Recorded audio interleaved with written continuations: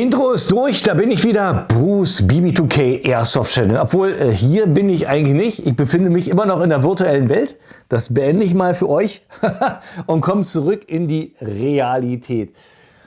Denn heute möchte ich euch was zeigen, was eine kleine Sensation in meinem Airsoft-Kanal ist. Denn das hat hier rein gar nichts mit Airsoft zu tun, obwohl so ein bisschen schon.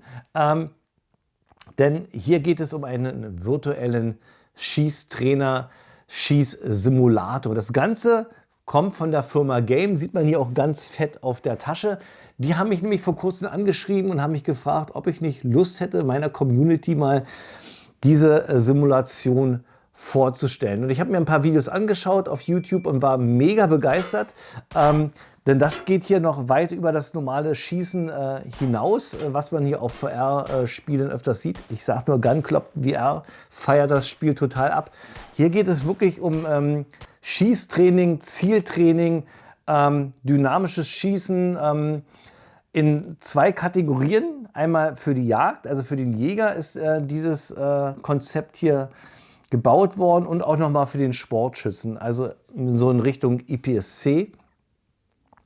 Und da gibt es verschiedene Szenarien, die man dort kaufen kann und dann auch trainieren kann. Bei der Jagd, wir gehen dann gleich noch mal rein, ich fasse es nur ganz kurz zusammen. Man kann, ich sage mal in Anführungszeichen, erstmal umsonst mit der Games Software spielen und die mal auszuprobieren. Das Einzige, was ihr benötigt, ist eine MetaQuest. Es geht ab der MetaQuest 2 los bis 3S. Wenn ihr sowas besitzt, könnt ihr ganz einfach mal das Game-Programm runterladen und probieren. Das machen wir jetzt gleich auch nochmal. Ich habe das alles noch nicht probiert. Ich habe mir YouTube-Videos angeguckt und wir sind auf dem gleichen Stand. Wir sind jetzt, was das angeht, jungfräulich. Das war mir wichtig, damit ihr meine Emotionen und meine Erlebnisse auch wirklich miterleben könnt. Ja, Game hat mir eine ganze Menge zugesendet und dafür erstmal herzlichen Dank. Die Firma kommt aus Schweden. Und da geht es nicht nur um Software, um in die virtuelle Welt der Schießsimulation einzusteigen, sondern es geht auch um Hardware. Und die habe ich auch von Game bekommen. Zum einen erstmal eine Gewehrtasche, ja, und das heißt auch, ich habe auch ein Gewehr und das habe ich hier drin. Wir packen das gemeinsam aus und ich habe auch noch eine Pistole bekommen. Das Ganze wird gekoppelt mit den MetaQuest-Controllern und das Geniale ist, bei dem Gewehr und bei der Pistole ist auch eine Abzugseinheit dabei, die per Bluetooth mit der MetaQuest gekoppelt wird. Das heißt, wenn ich den Abzug drücke, wird der Schuss simuliert. Mega spannend. Ich habe hier, wie gesagt, noch nichts gemacht. Es wird interessant, wie lang dieses Video wird und ich hoffe, ich werde es für euch so konzipieren und nachher zusammenschneiden, dass für jeden was dabei ist. Ich werde es in mehreren Kapiteln einteilen. Ich blende die jetzt hier auch schon mal ein, damit ihr wisst, um was es alles geht. Dann könnt ihr bei Bedarf auch springen. Das war jetzt sozusagen nur die Einleitung und ich würde sagen, wir fangen jetzt mal mit dem ersten Kapitel an. Was ist Game und was kann man da alles kaufen? Ich bin mal auf die Webseite gegangen von Game, das ist game.com. Da habt ihr auf jeden Fall eine Übersicht, was die Firma alles anbietet und was das alles kostet. Wir haben verschiedene Szenarien, die ihr euch bestellen könnt. Ich gehe da mal rein. Da haben wir zum Beispiel das komplette Software-Bundle, das kostet 420 € und beinhaltet alle Programme, die es bei Game gibt, zumal nicht alle. Es gibt auch noch dieses Game Range, das ist leider ein 12-Monats-Abo, was ich aber eigentlich ganz cool finde. Bezieht sich dann aber nur wirklich auf diejenigen, die ja, mit IPSC viel zu tun haben. Denn hier kann man sich ja, die ganzen Ranges selber zusammenbauen. Das heißt, man kann vor einem Wettkampf, wenn man weiß, wie die Range aufgebaut ist, diese hier virtuell nachbauen. Und dann schon mal vorab trainieren, die Abläufe trainieren. Das ist eine richtig coole Sache. Und dazu kommt noch, dass man das Ganze abspeichern kann und dann auch noch teilen kann mit anderen Game-Benutzern. Also eigentlich eine schöne Sache. Aber halt, wie gesagt, nur im 12-Monats-Abo und da 149 €, denke ich mal, ist das wirklich nur was für diejenigen, die da viel mit zu tun haben. Ja, dann gibt es die Szenarien noch einzeln zu kaufen. Hier haben wir die Jagdszenarien, dann kann man jetzt hier auf, was ich, Hirsche schießen, auf Bären und Enten und was ich was alles. Und es gibt hier sogar noch eine Schießprüfungssoftware, die wohl Schweden, Dänemark, Frankreich und Deutschland beinhaltet. Die Preise liegen, wie gesagt, zwischen 30 und 40 Euro und können alle einzeln freigeschaltet werden. Ja, und dann gibt es hier noch die Sport-Shooting-Szenarien. Alles so in Richtung IPSC oder Trap für die Flinte, Skeet-Stände, hier nochmal IPSC, normales Sportschießen. Das kostet auch so um die, ja, sogar 50 Euro hier. Guck an. Eine ganze Menge. Und das sind jetzt so die Spiele. Gucken wir uns mal die Waffen an, die es dazu gibt. Ihr könnt einen Holzschaft kaufen, der verstellbar ist, 650 Euro. Eine AR-15 für 790. Dann gibt es das Game X Dry-Fire Mag, wenn ihr eine richtige Glock besitzt, also WBK-Besitzer, die können dann auch mit ihrer Glock trocken feuern. Dann haben wir hier eine Pistole, die habe ich zum Beispiel jetzt von Game gekriegt. Bin ich gespannt, wie die nachher aussieht. Und ich habe auch noch von Game den Wooden Rifle gekriegt von 530. Also eine ganze Menge Kohle. Und wenn ihr bereit seid, Pakete zu kaufen, gibt es einmal hier den Game Complete Paket für 1150. Unheimlich viel Kohle. Oder halt eingeteilt in Jagd. Ich sag mal hier Bodenjagd. Da sind nochmal 6 Szenarien dabei. Dann alles, was Luftbeschuss ist, also Enten, Tontauben schießen, ist hier mit dabei für 590. Dann hat man hier diesen Game X Dry-Fire für die echte Glock. Da sind auch nochmal das Game Range für 12 Monate mit dabei.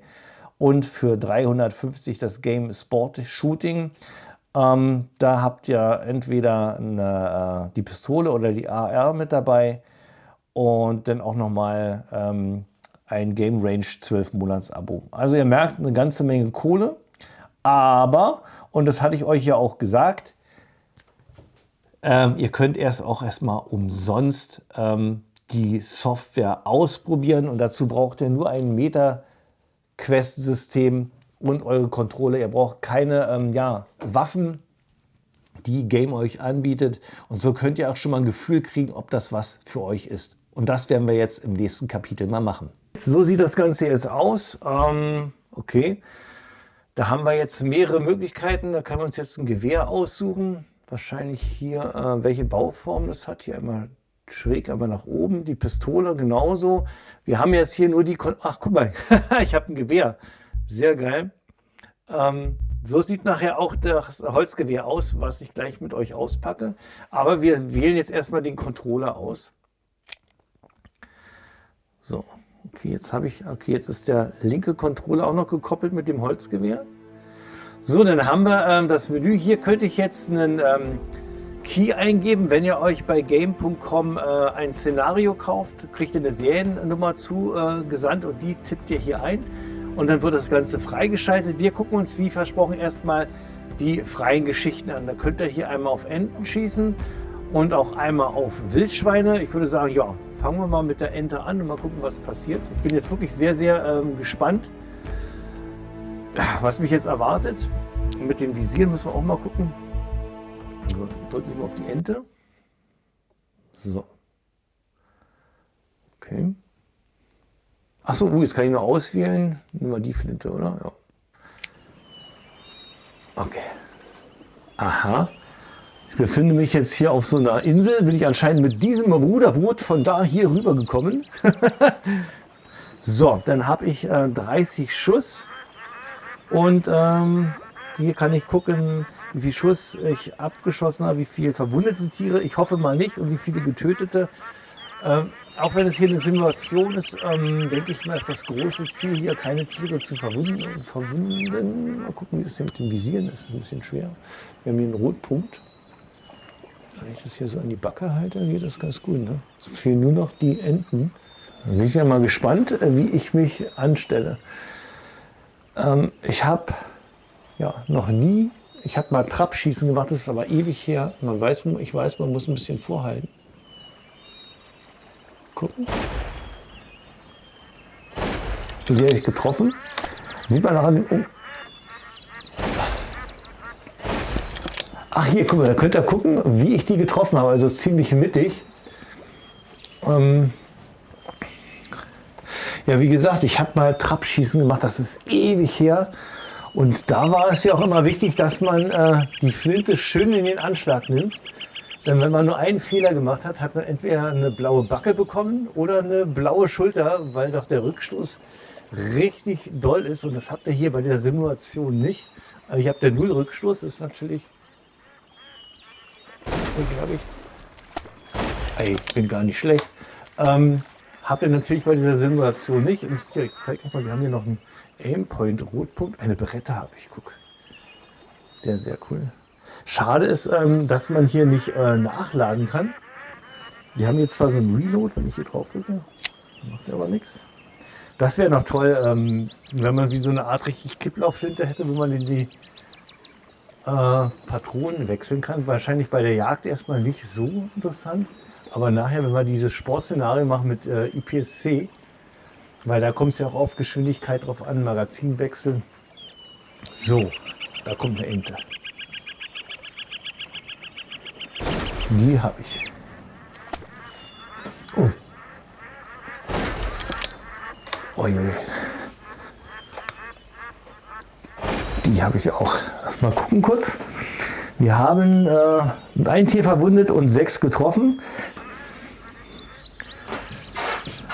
Das Tolle ist ja wirklich, wir haben 0 Munitionsverbrauch. Ich denke mal, für den Jäger ist das wirklich auch eine spannende Geschichte, so zu üben. Weil dieser Vorhaltepunkt ist nicht ohne. Und wie gesagt, als richtiger Jäger schießt man auch auf richtige, lebendige Tiere.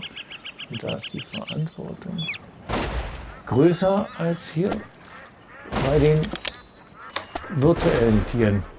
Hey, ich bin gar nicht mal so schlecht. Ah. Oi. Das ist bestimmt verwundet, oder? Wie immer noch nur 2 verwundet. Sehr, sehr gut.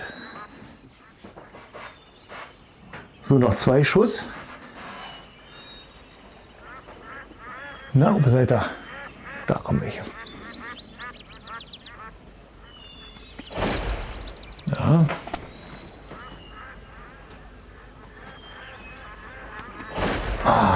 Verfehlt. So. Und dann könnt ihr euch anschauen, wie ihr so geschossen habt. Die bunte Ente zeigt wahrscheinlich, wie oft ich welche Flächen ich getroffen habe. Also viel Brustbereich, Kopfbereich, Flügel eher weniger. Insgesamt sind mir 48 Enten entgegengekommen, 30 Schuss abgefeuert, 18 Enten erledigt, 3 verwundet. Okay, ist okay. Enten, die mein Beschuss überlebt haben, sind 9. Die habe ich mich verfehlt. Meine Präzision liegt bei 60%, finde ich gar nicht schlecht fürs erste Mal. Und ich habe einen Score von 10.620. Jetzt kann man sich hier die Statistik reinziehen. Und da kann man gucken, wie ich die Ente anvisiert habe. Dieses Blaue ist sozusagen mein Anvisieren mit dem Gewehr. Seht ihr, da wackel ich ganz schön hin und her, um in das Ziel reinzukommen. Und ja, dann habe ich den Schuss verfehlt. Gucken wir uns mal an, wo ich mal getroffen habe. Ah, hier, da habe ich das Gehirn getroffen. Guck mal, da komme ich langsam an. Ah, okay. Verfehlt.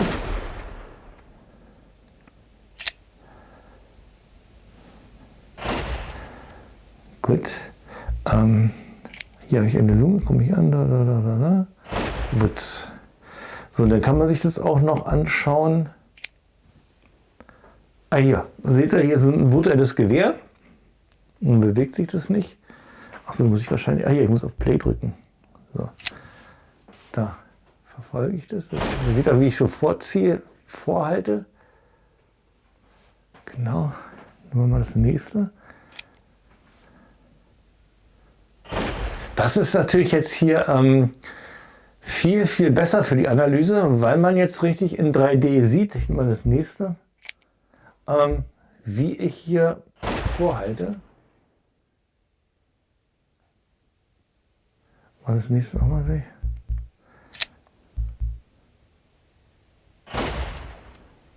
Wow. Sehr, sehr interessant. So, ich denke mal, das soll es jetzt erstmal mit den Enten gewesen sein. Jetzt gehe ich hier mal raus. Hier. Und dann gucken wir uns mal die Wildschweine an. Ich denke mal, das ist... Hier kann man jetzt wählen, ob man mit einem Repetiergewehr oder mit einem AR-15 auf Wildschweine.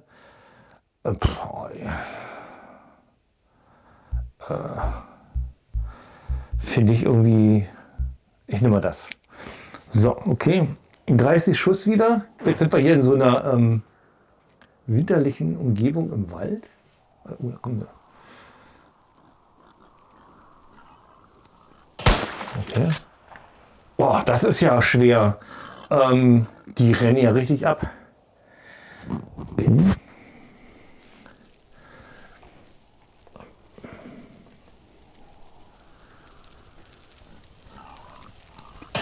Oh. Oh, das habe ich verwundet.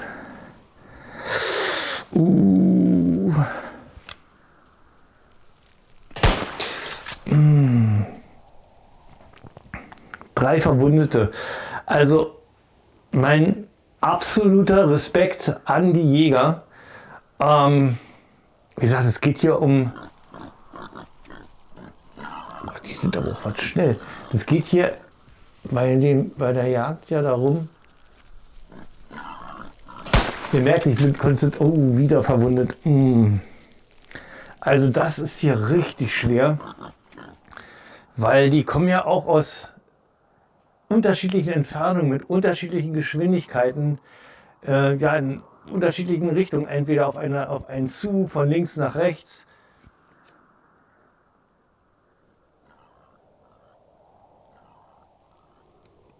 Oh. Oh. Ja, ich weiß gar nicht, ob ich den Satz jetzt zu Ende gesprochen habe, weil das ist jetzt wirklich richtig Adrenalin.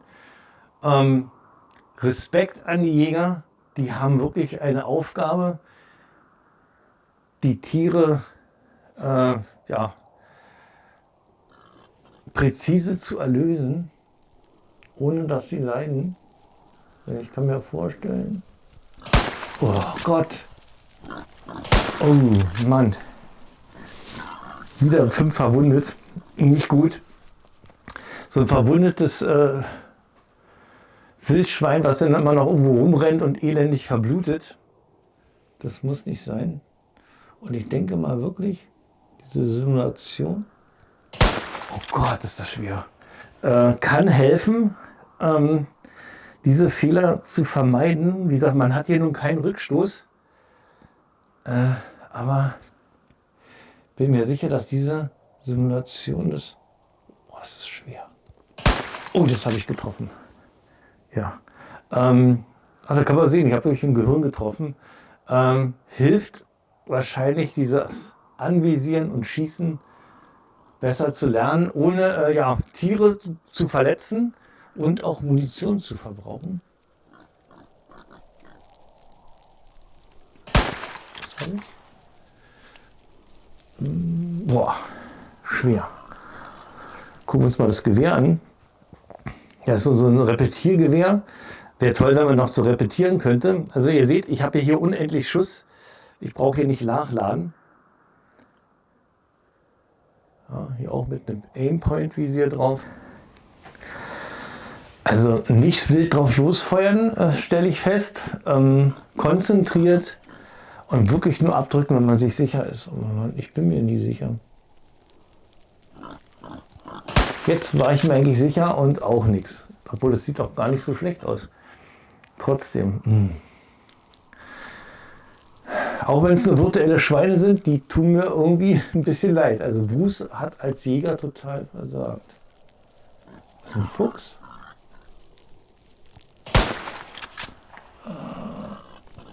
Ui, den habe ich. Noch 4 Schuss. Noch 4 Schuss, dann sind die Schweine nämlich los. Da sind die Schweine nämlich los. Okay.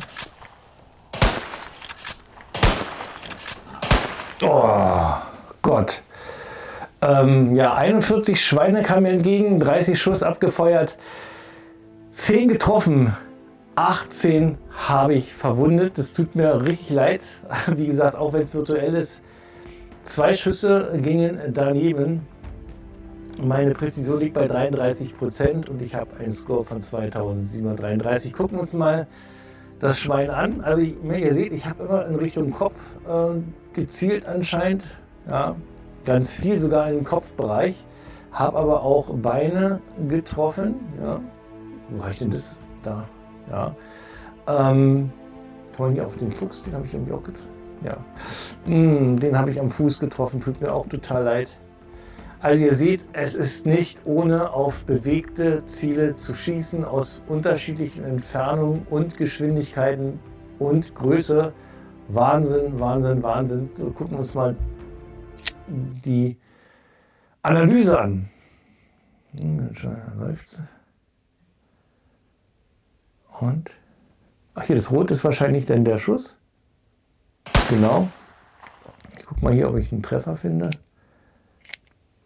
Hier, Gehirn. Zack.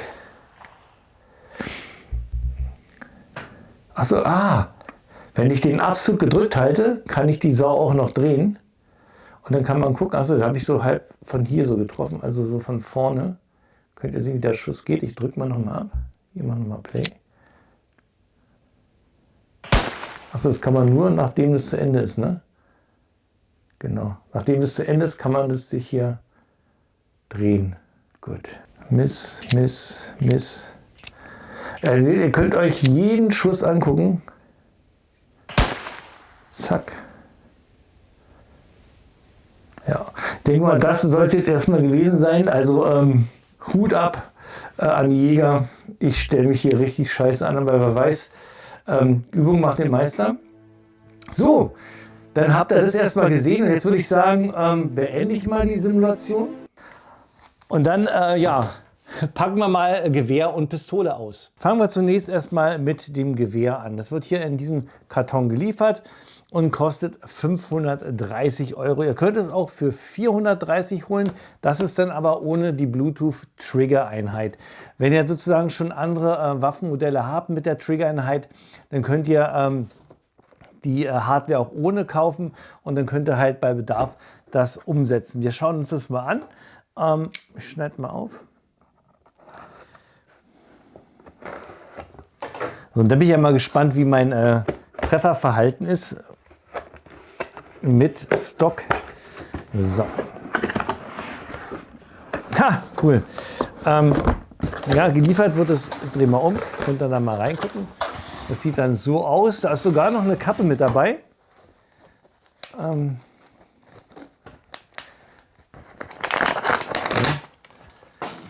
Hier mit einer kleinen Schwedenflagge auf. Setze ich mal auf. Passt sogar, ist genau auf meine Größe eingestellt. So, dann holen wir das mal raus. Oh, richtig, richtig schönes Holz. Zeig mal rein. Ja. Sehr, sehr massives, stabiles Holz. Fässt sich wirklich an wie ein richtiger Gewehrschaft. Hier haben wir dann auch noch dieses Game hier drauf. Dann haben wir hier den Abzug anscheinend schon verbaut. Das ist so ein Bluetooth-Abzug. Schaftkappe ist gummiert. Ja. Oh ja. Fässt sich richtig gut an. Und hier kommt dann jetzt der Game Controller ran, und zwar der rechte. Dann gibt es dazu noch eine Anleitung in verschiedenen Sprachen: Englisch, Deutsch, Französisch, Schwedisch und Spanisch. Ich denke mal, die werden wir gleich brauchen. Ich habe ja vorab schon mal mir ein paar YouTube-Videos angeguckt, wie das Ganze funktioniert. Ich versuche es erstmal so, ansonsten gucken wir mal. So, dann haben wir hier noch eine Accessoire-Box. Da haben wir hier eine Knopfbatterie für den Trigger, eine Schraubenzieher,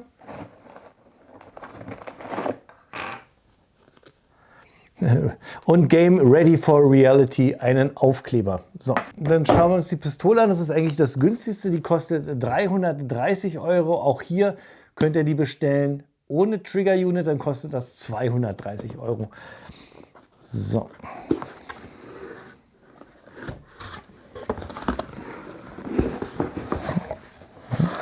Jetzt hier auch nochmal Schaumstoff. Dann haben wir hier auch nochmal eine Anleitung, wird wahrscheinlich die gleiche sein. Und so sieht jetzt die Pistole aus. Da ist die Trigger Unit, ja ist gut, kann ich euch mal zeigen. Das ist hier die Trigger Unit von Game. Die benötigt eine Knopfbatterie und ist mit Bluetooth zu koppeln, nachher mit der MetaQuest. Das machen wir nachher auch zusammen. Das Schöne ist, bei Nichtgebrauch schaltet sich die Trigger Unit automatisch ab. Und wenn man hier den Abzug einmal betätigt, geht sie dann auch wieder an.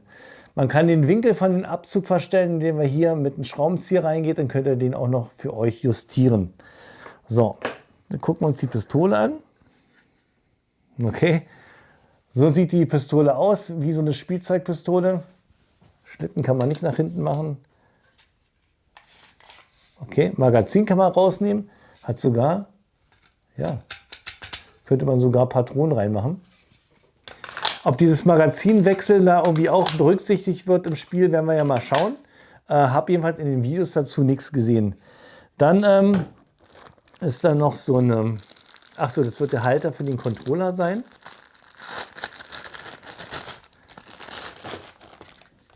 So sieht er aus, den werden wir auch gleich montieren. Dann haben wir hier wieder nochmal einen Aufkleber in schwarz. Wieder ein Schraubenzieher. Dann 2 Schrauben, das ist wahrscheinlich jetzt hier zum Montieren und auch nochmal eine Knopfbatterie. Und was haben wir hier? Ach, das ist ja cool. Das ist ja cool. Wir haben hier Griffrücken. Wir können bei der Pistole uns hier hinten auch die Griffrücken anpassen. Je nachdem, wie es für uns am besten ist. Und es wird wahrscheinlich genauso funktionieren wie bei der Glock.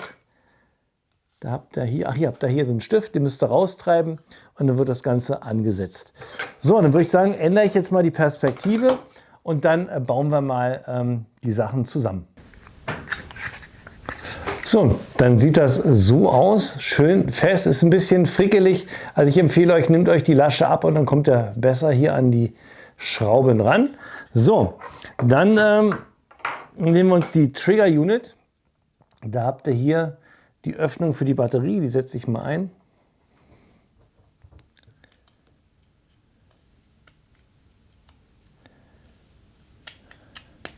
So. Jetzt fängt es hier schon an zu blinken. Ich hoffe, ihr könnt es sehen. Einmal orange. Das heißt, jetzt ist hier die Trigger Unit bereit, gekoppelt zu werden mit der MetaQuest. Und ich würde sagen, das machen wir mal. Ich nehme mal hier die Kappe ab. Setzt mal die Brille auf. Ah ja, da hat er. Seht ihr hier, Game Controller, kopple ich jetzt. Wird gekoppelt, koppeln. Jetzt seht ihr hier, leuchtet hier die LED grün, wenn ich jetzt hier drauf drücke, seht ihr, nach jedem Abschießen leuchtet das ja grün. Das heißt, es ist jetzt gekoppelt. Jetzt müssten wir eigentlich bei Bluetooth, ja, gekoppelte Geräte. Perfekt. Dann gehe ich wieder aus der MetaQuest raus. Dann ja, brauchen wir jetzt nur noch die Trigger Unit hier einsetzen. Dazu einfach reinsetzen und dann habt ihr hier die Entriegelung nach hinten drücken und dann flutscht der Abzug rein. Und dann sind wir schon mal mit der Pistole fertig. Bei dem Gewehr müssen wir hier erstmal den Abzugsbügel wegschrauben, um an die Trigger Unit zu kommen. Mal die Schrauben raus. Dann haben wir jetzt hier auch die Batterie, brauchen wir jetzt noch. Setze ich jetzt hier auch mal ein. So. Blinkert hier wieder, könnt ihr das sehen? So, dann koppeln wir das gleiche auch nochmal. Setze ich nochmal die Brille auf. So, jetzt könnt ihr sehen, hier der Game Controller ist gekoppelt, der ist nicht verbunden, das ist der hier von der Pistole. Wenn ich jetzt hier den Abzug nochmal drücke, ja, leuchtet grün. Perfekt, hat funktioniert. Und dann schrauben wir die Abzugsgruppe hier wieder rein.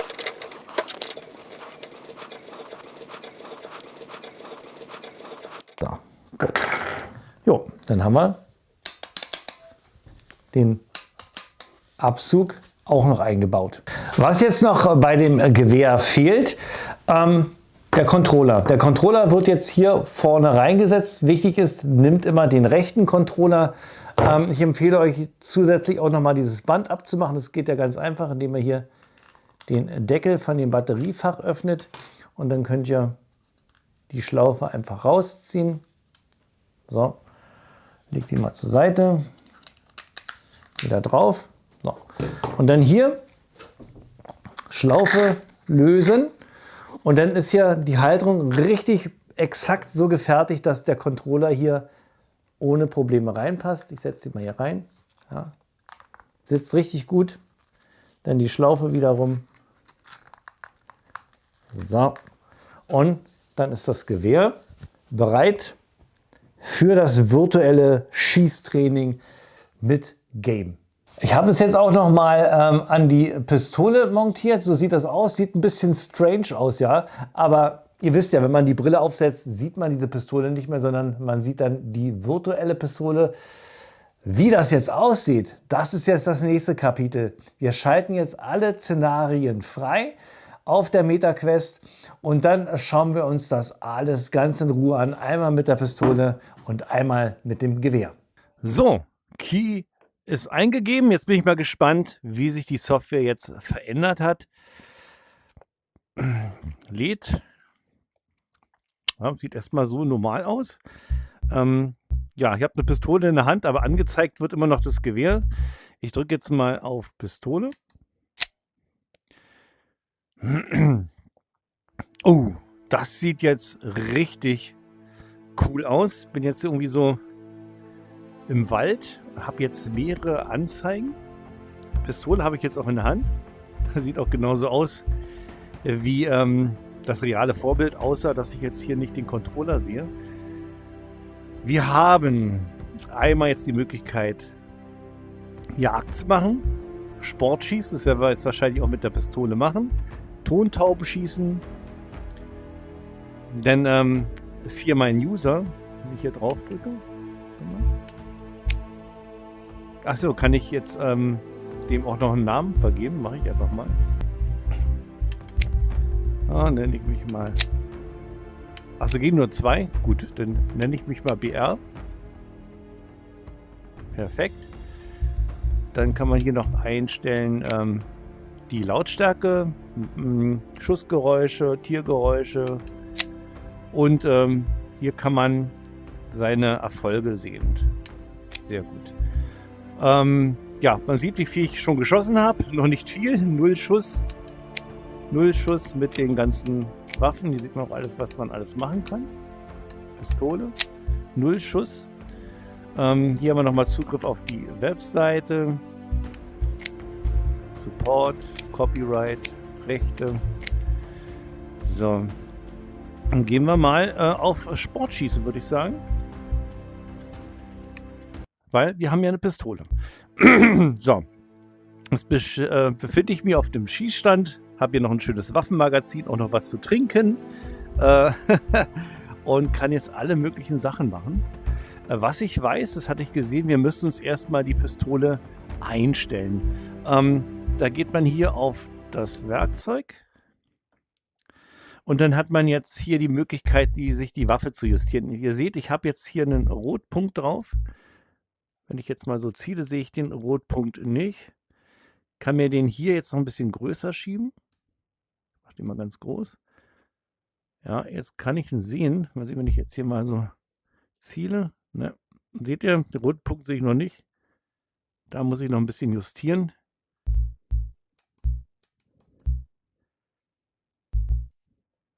Bisschen näher ran noch. Gucken. Ah ja, jetzt seht ihr, jetzt ist es genauso, wie es sein muss. Wenn ich jetzt so ziele. Na, noch ein bisschen. Noch ein bisschen runter.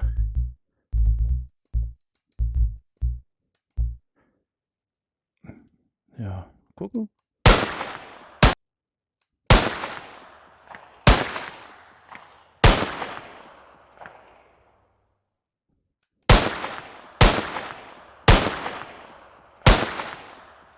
Ja, ich denke mal, das ist es, oder?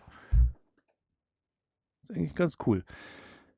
So, dann können wir hier raus, oder? Kann man sich noch Entfernung noch einstellen? Achso, hier kann man sich noch einstellen, was man für ein... Mit Ghost? Achso, da habe ich jetzt keinen Rotpunkt, sondern nur...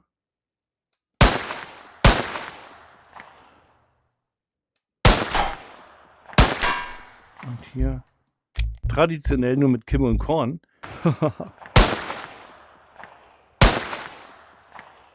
Na. Man merkt ja schon den Unterschied.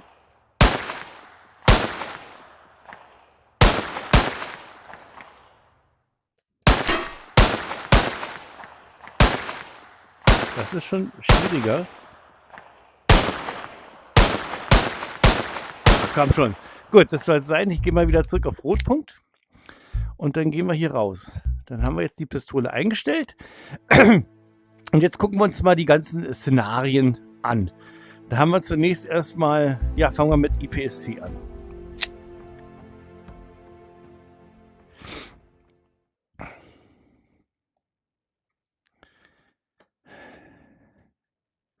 Hier kann ich auswählen, ob ich Pistole oder Gewehr mache. Natürlich Pistole. BR, das sind wir. So. Jetzt ist hier die erste Range. Dann wird hier unten angezeigt, was ich zu schießen habe. Und zwar zunächst erst einmal hier die P1, P2, P3, dann PP1 und PP2. Und das war es gewesen. Ich habe jetzt hier den roten Rahmen, da muss ich mich drin befinden. Hier ist der Timer. Ich kann entweder hier anvisieren oder da anvisieren. Da ich ja hier starte, fange ich jetzt mal auf der linken Seite an. So.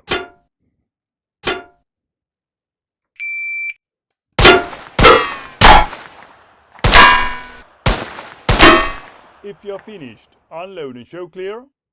So. Jetzt kann ich gucken, was ich geschossen habe. Ich habe 5,5 Sekunden gebraucht. Mögliche Punkte waren 25. Habe ich alle gerissen. Perfekt. Gehe ich mal aufs nächste. Das macht schon mal ordentlich Spaß. 1, 2, 3. Dann in die Mitte. 2 Dinger. Stahlplatte. Da. Stahlplatte. Und dann. Okay, also erst da, dann T1 Bam Bam, PP1 Bam, T2 Bam Bam, PP2 Bam, T3 Bam Bam, P4 und 6. Gut.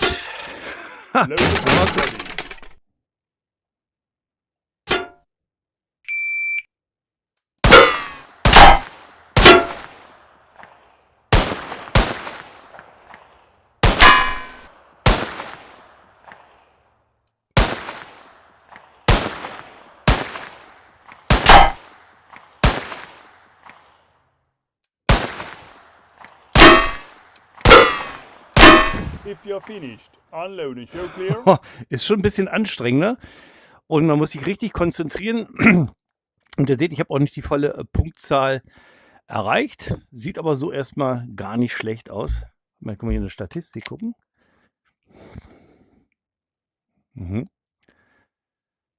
So. Oh, das sieht man noch. Also erst hier.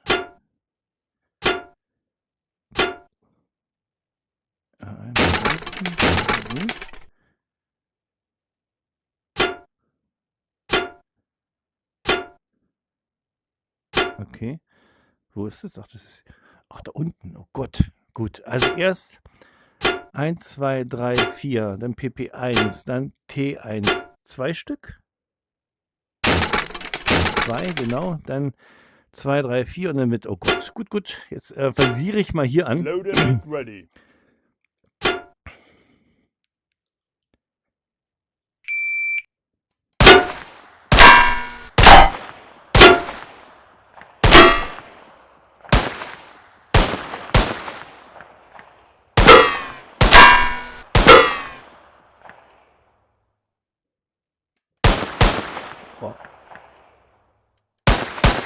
Na. Die Saudi. Ah, Gut. If you're finished, unload and show clear. Das war schon richtig schwer, aber alle Punkte. Sehr, sehr cool und sehr, sehr herausfordernd. Gut. Das war jetzt IPSC. Ich bin ganz außer Atem, obwohl ich ja, nur rumgestanden habe. So, wir haben jetzt IPSC. Dann machen wir als nächstes mal Time Challenge. Mal gucken, was das ist.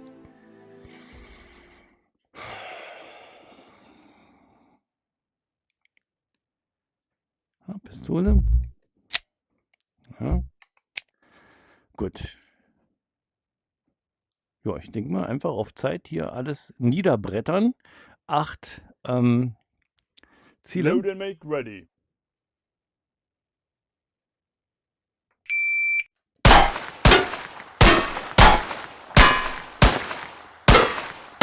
If you're finished, unload and show clear. Die Magazin kann man nicht, man kann zwar Magazin rausnehmen, aber es hat anscheinend nichts zu sagen. Zweite Runde, okay. Load and make ready. Are you ready? Stand by.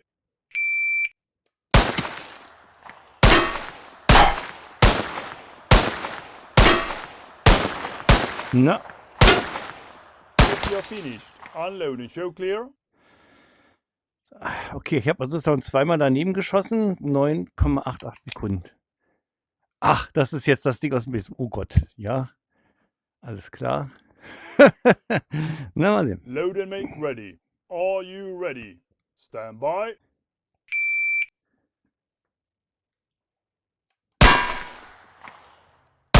If you're finished, unload and show clear.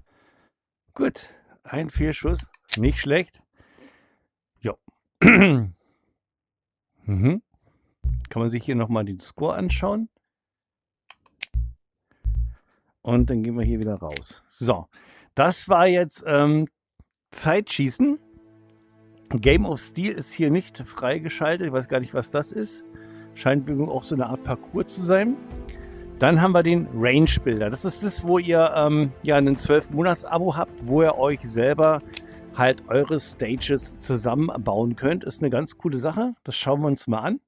Und zwar, ja, habe ich hier noch keine Range. Klar, bin ja noch neu drin. Gehe ich mal hier auf Plus.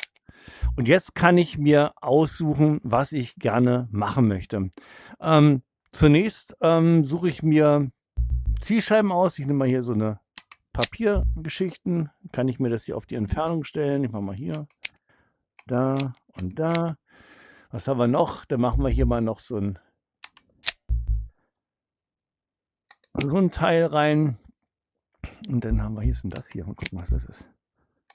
Ach so, hier noch so ein, okay, auch nicht schlecht. Und ja, so ein Stern ziehen wir uns auch noch rein. Okay, das ist es jetzt.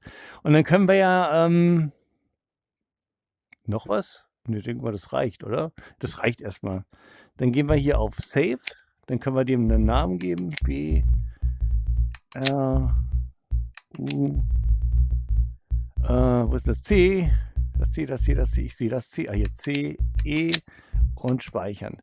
Das Coole ist, ich habe jetzt diese Range abgespeichert und kann jetzt das auch noch teilen mit anderen, die auch einen Game-Account haben. Und dann können wir halt zusammen trainieren und unsere Zeiten vergleichen. So, Range is safe. Do you want to play this level now? Na klar, wollen wir. So, Load and Make Ready. Also jetzt bräuchte ich eigentlich ein Holster, habe ich nicht. Obwohl von der Bauweise sieht ihr hier, der Controller ist hier. Man könnte durchaus Holster, jetzt weiß ich aber nicht, ob mein Glock-Holster hier passt. Müssen wir mal ausprobieren. Piep. Okay, Stahlplatten immer ein Treffer, Papier immer 2 Treffer und es sind die Trefferzonen A, C und D und das gibt jeweils Punkte. Für A bekommt man 5, C 3, D 1. Strafschuss, Minuspunkte, wenn ich nicht getroffen habe, Unload und Clear. Okay, dann wollen wir mal gucken. So. Okay. Da ist der rote Punkt. Zeit.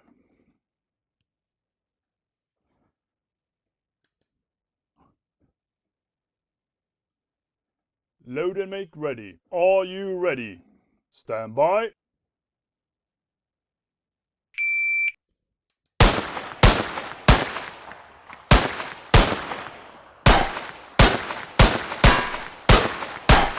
Haha, nicht schlecht. If you're finished, unload and show clear.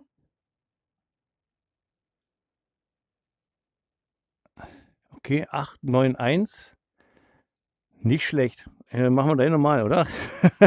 Das macht schon Bock. Load and make ready. Are you ready? Stand by.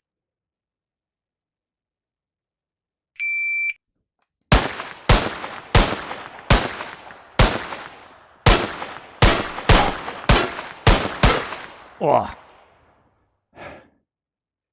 If you're finished, unload and show clear. 8, 9, das ist richtig schnell. 8 Sekunden. Sehr gut. So, dann haben wir den Range-Builder, wir haben Timeslap, IPC und dann haben wir jetzt noch Simpro Sport-Shooting. Das gucken wir uns jetzt mal als nächstes an. Ja. So, okay. Jetzt kann ich mir hier wieder eine eigene Stage aufbauen. Kann hier anscheinend sagen, wie hier der Radius sein soll. Nehmen wir ruhig mal 180er Pistole, haben wir Papierziele, Papiertarget. Ja, nehmen wir den hier mal. Ja, ein bisschen was vor. Nehmen wir, das passt ja eigentlich ganz gut, oder? Entfernung nehmen wir mal raus. Also nur 5 und 10. Und das nehmen wir mal raus hier. Und dann haben wir noch so eine Netzwand. Mal gucken, was passiert. Okay. Mit Starten ist nichts. Ich denke mal, ich kann jetzt einfach schießen. Mal gucken. Ah, okay.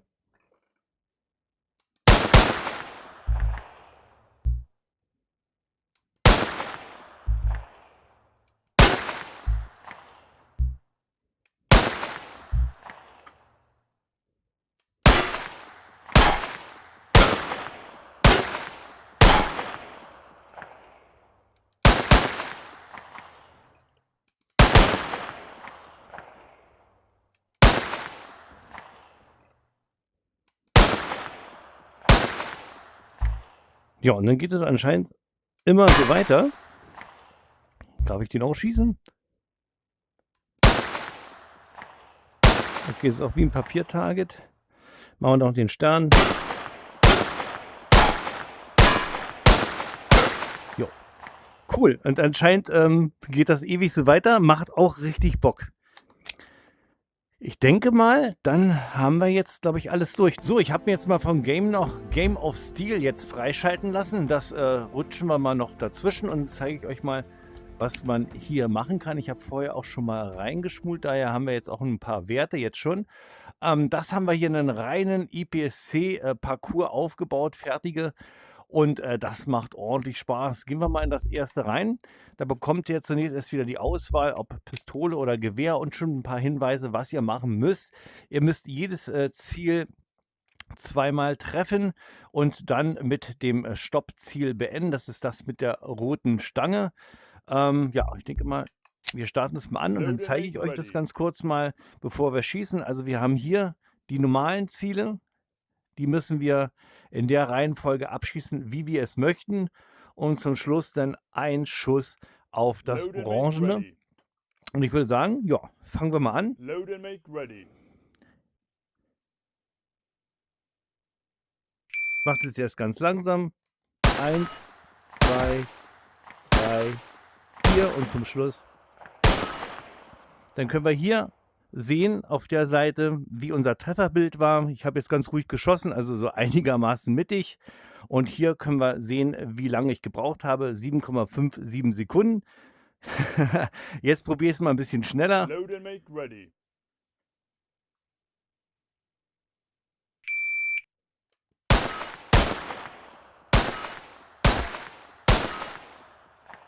Ja, 5,10 Sekunden.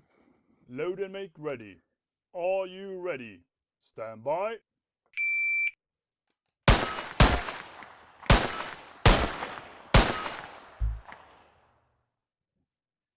4,87. Load and make ready. Are you ready?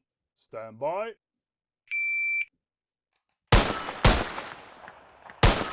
Hoppa. Oh.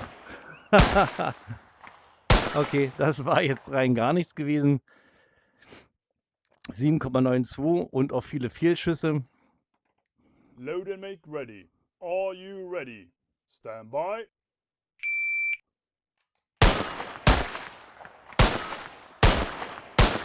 Ui, auch ein Fehlschuss. Ja. Und dann könnt ihr euch euren Score anschauen. Ihr seht, ich habe vorher schon mal ein bisschen was geschossen, damit ich weiß, um was es geht. Dann könnt ihr euch hier auch nochmal in der Statistik angucken. Ähnlich auch so wie bei der Jagd. Könnt ihr jetzt gucken, wie ihr geschossen habt. Ich spule mal ein bisschen vor. Ja, dann könnt ihr sehen. Warte mal. Ja.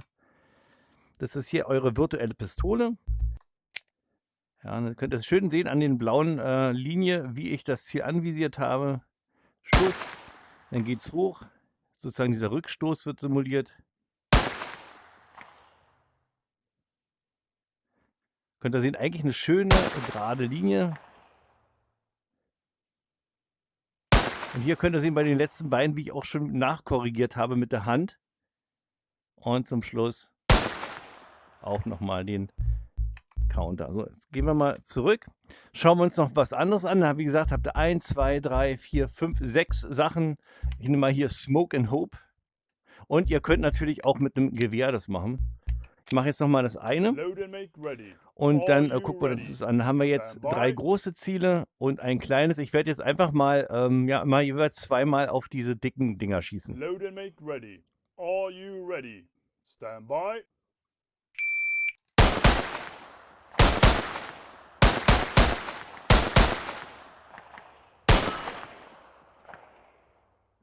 Load and make ready. Das macht jedenfalls Are mega you Bock. ready? Stand by.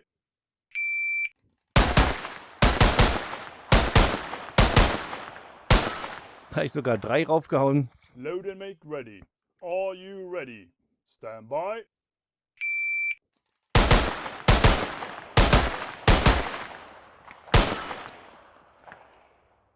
Das war gar nicht mal schlecht, oder? Ja. Load and make ready. Are you ready? Stand by.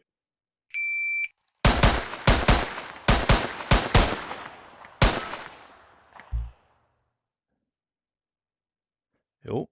Load and make ready. Are you ready? Stand by.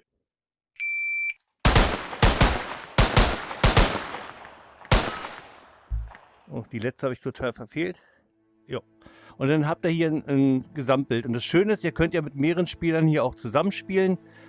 Und dann ja so eine kleine Challenge machen. Gehen wir hier auch nochmal in die Analyse.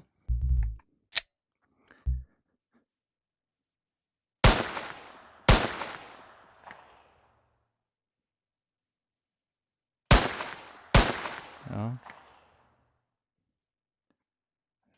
Ja, gleich verkackt.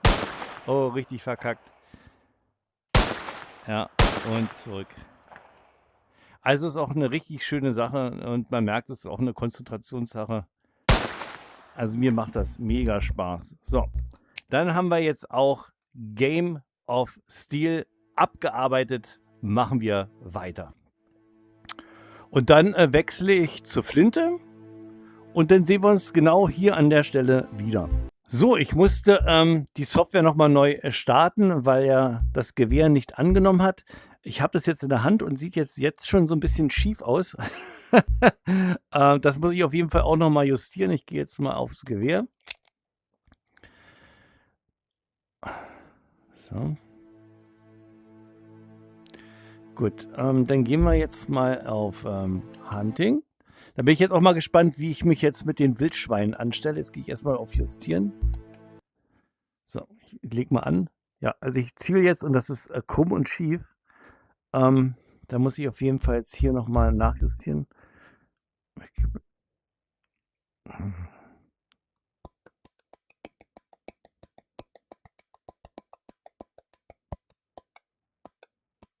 Ja, so ist ja schon mal ganz gut.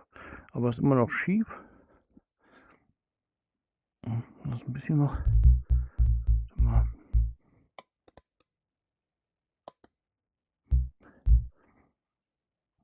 Ja. Ich denke, das muss man auch nur einmal machen. Gucken. Ja.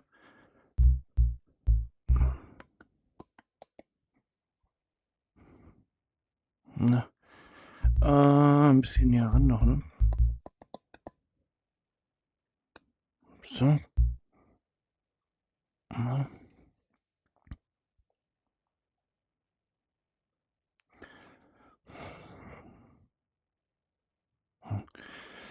Ich denke mal, machen wir nochmal den Rotpunkt größer. Ja. Das ist irgendwie noch so ein bisschen gedreht. Was denn, das kann man hier noch drehen? Hier dreht er nach unten und nach oben. Und hier. Hier wird es gerade. Ja.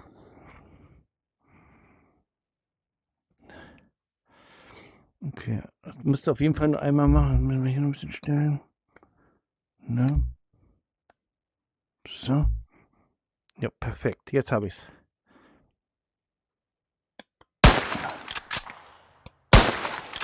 Jo, denke mal, haben wir. Und dann gehen wir hier raus.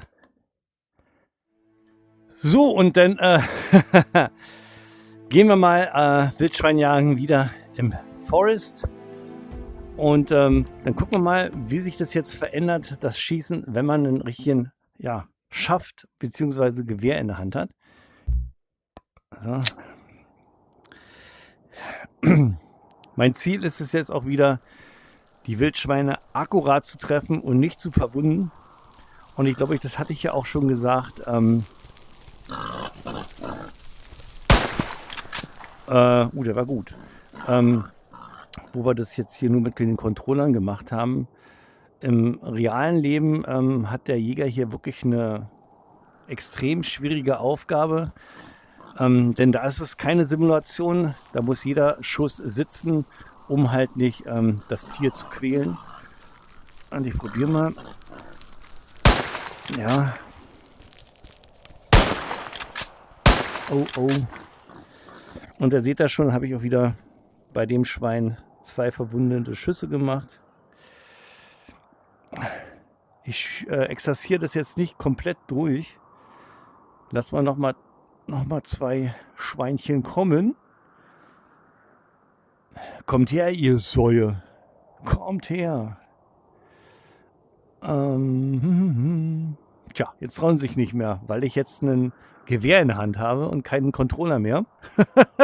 Wo sind die denn? Da. Oh, das ist jetzt weit weg.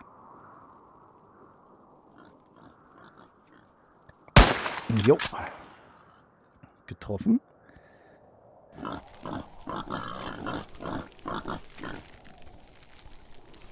Da.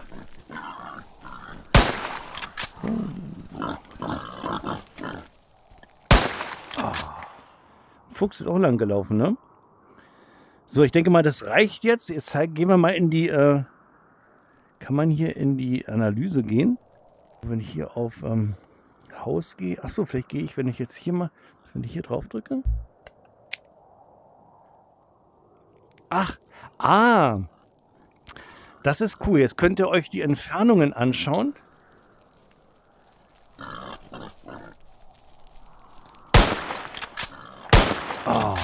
Das tut mir leid. Auch wieder verwundet. Also wir haben jetzt 10, 20 bis 50 Meter geht das Ganze. Wieder was Neues. Das ist wahrscheinlich Neustarten. Wenn ich jetzt hier mal in die...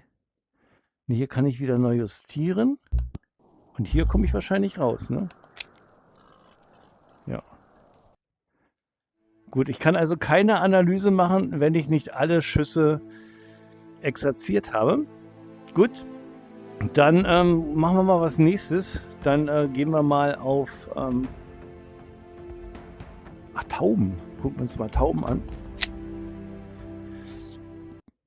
Ich gehe mal wirklich jetzt jedes nur einzeln durch, damit wir... okay.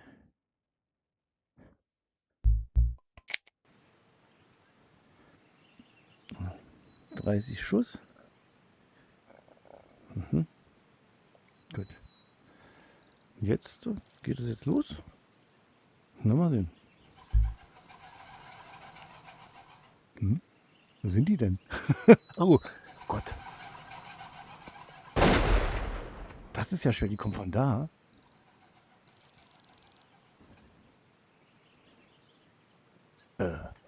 Gut, da sind welche. Da kommen welche an.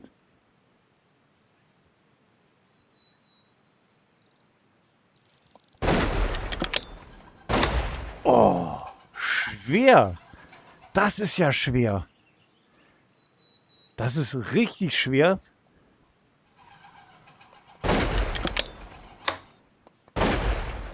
Wow. Also hier muss man definitiv noch ein bisschen üben. Und man muss überall hingucken. Ich bin ja mal auf die Kommentare der Jäger gespannt, wenn die hier mein Video sehen. Erstmal, was die von dieser Simulation halten. Oh, da war ich mir aber sicher, dass ich die... Oh, guck dir, also kann man richtig sehen, wie ich es verfehlt habe. Dahinter geschossen. Ich muss also anscheinend noch mehr vorhalten. Komm, einen Versuch noch.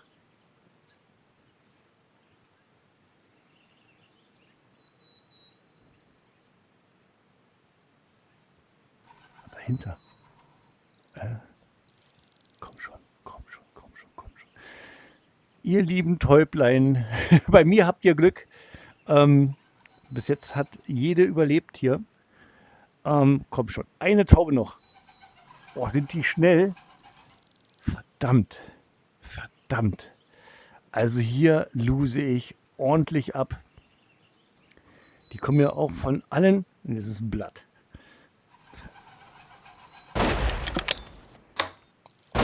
Oh, gut. Das soll es erstmal sein. Ihr seht, ich bin richtig mies drauf. Gehen wir hier mal raus. Gut, Tauben schießen. So, was haben wir noch? Also Wildschweine, Hunting Lane, Korn, Elche. Was ist das? Hilly Horst. Okay. Forest, nicht Horst. Also ein hügeliger Wald. Gucken, was das ist. Ich finde, mit einem AR-15 zur Jagd zu gehen, ist irgendwie pervers. So, ach, jetzt kriege ich eine Anleitung. Was ist das jetzt hier? Okay, ich soll erst die Jungtiere abschießen und dann die Mutter. Pervers. Obwohl, eigentlich nicht. Stimmt, wenn ich erst die Mutter abschieße, sind die Jungtiere alleine. Trotzdem irgendwie aus, ich weiß nicht. Mit Jagd kann ich nicht so viel anfangen. Krank. So, was ist das nächste? Okay, ich darf jetzt nicht ins Freie schießen, sondern immer muss ein Hügel sein. Klar, falls noch ein anderer Jäger da ist. Und Hunde darf ich nicht abballern. Ja, schade. Aber okay, so soll es sein. Probieren wir es mal aus. Okay, hier haben wir auch wieder so eine Entfernungsanzeige. Kann man die auch abschalten? Guck mal, ja, kann man auch sogar. Ja, kann man auch abschalten. So, dann nehmen wir uns mal hier so eine Sau. Okay. Ich denke mal, ich darf nicht ins, wenn ich jetzt hier hinziele, denke ich mal, ist das wohl verboten. Ich schieße mal gucken, was passiert. Ja, ja, dann kriege ich ein Ausrufezeichen, also das darf ich nicht. Wahrscheinlich darf ich den auch nicht gehen. Und der kommt auf mich zu. Das war okay, weil da noch ein Hügel dazwischen war.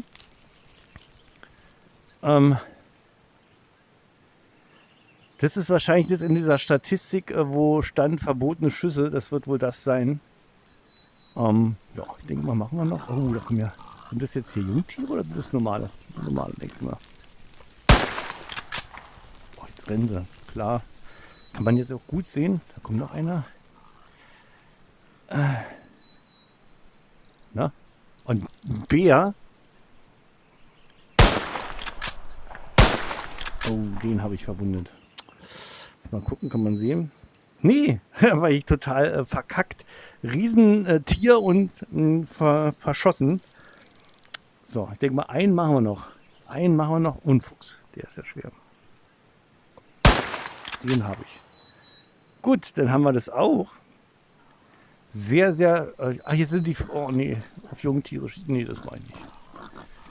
Hier sollte man auch schön groß werden in der Familie. Außerdem habe ich, glaube ich, auch genug zu essen jetzt. 5 Tiere kann ich essen. Also dann gehen wir hier mal raus wieder. So. Gucken wir uns mal Bären an, weil da waren ja echt ein Bär. Ja. So. Gucken. Wasserfall. Die Grafik ist natürlich total simpel, aber darauf kommt es nicht an. Ich finde, der Bär an sich selber ist sehr, sehr gut animiert. Also der Rest ist halt, ja, ein bisschen...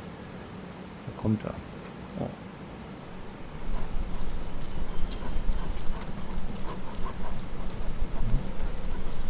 Ist halt wirklich richtig schön animiert. Oh, soll ich jetzt drauf schießen? Na komm, ist nur eine Simulation, aber irgendwie ist schon irgendwie krass. Nein, ich schieße lieber auf Zombies. Kopf. Ne, oh, Kopfschuss gilt nicht. Verwundet, oh, tut mir leid. So. Selbst so ein großes Tier ist schwer. Ich wusste nämlich nicht, da war ja noch irgendwie so ein bisschen Schulter dazwischen.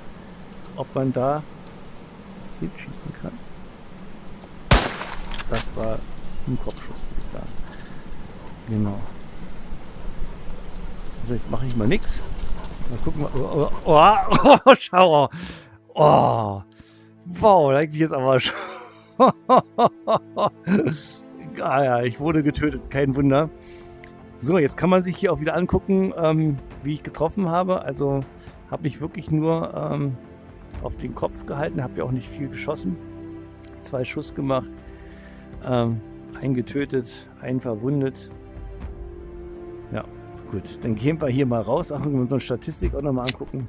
Dann kann man uns den Bären nochmal anziehen. Ja. Ja. Hier ist wieder der Punkt, wo ich schieße. Gut, und wenn es zu Ende ist, kann ich ja hier wieder drehen, ne? Ja, genau. Kann ich gucken, wie ich getroffen habe. Super. Oder auch nicht. Also irgendwie, ja. Machen wir mal was Sportliches. Ich denke mal, das habe ich euch noch nicht gezeigt. Wir gehen nur mal ganz kurz durch, was es noch alles so gibt. Also wir haben Wildschweine, ein Kornfeld, in einer Hunting Lane, geht wahrscheinlich ein abgestecktes Gebiet. Hirsche, Bären, Elche, und dann die verschiedenen Umgebungen. Dann haben wir Tauben, richtig schwer. Enten, die hatten wir ja schon gehabt. Fasan, machen wir mal einen Fasan, oder? Vielleicht bin ich ja bei Fasane ein bisschen besser. Mal sehen. Oh, guck mal, was ist denn das hier? Drück mal da drauf. Ah, jetzt habe ich eine Selbstladeflinte. Okay. Und was darf ich? Also unterhalb von 45 Grad darf ich nicht schießen, alles darüber darf ich machen. Gut. Position 1, 2, 3. Was ist das? 1, 2, 3. Schwarm. Schwarm. Gut. Oh, da habe ich noch einen Jäger. Ach so, von welcher Position ich schießen will. Ah, okay. 1 oder 2, wahrscheinlich jetzt hier wechsel. Genau bin ich hier. Und dann sind da die netten Jäger. Jo. Ach, wahrscheinlich ist 1, da gehen die hoch. Und es ist, dann probieren wir es einfach mal. Nicht so viel quatschen. Jetzt habe ich ja eine Automatikflinte, heißt, ich habe wahrscheinlich, kann mehr schießen. Gucken. Ja. Ah. Und wo sind die jetzt?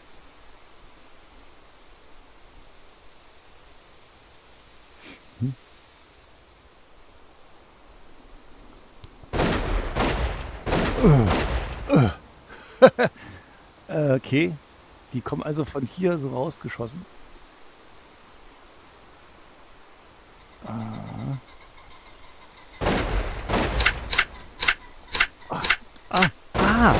Alle.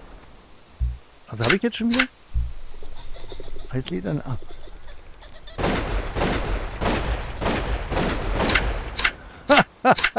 Die kann man aber richtig gut sehen, wie ich verfehlt habe. Es ist Wahnsinn. Ich hinke echt hinterher.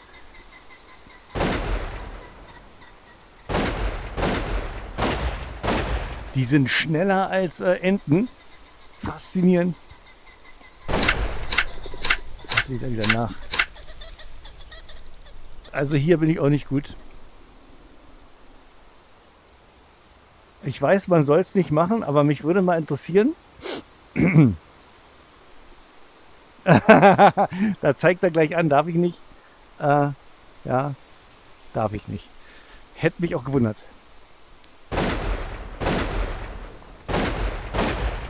Oh, das ist echt schwer. Gut. Hier habe ich richtig in der 6 Schüsse. Hier habe ich richtig versagt. Ich denke mal, hier ist die Analyse ganz interessant, aber ich sehe es ja jetzt hier schon, dass ich total hinterher hinke. Ich werde mir jetzt mal richtig vorhalten. Gucken, ob ich wenigstens eine kriege.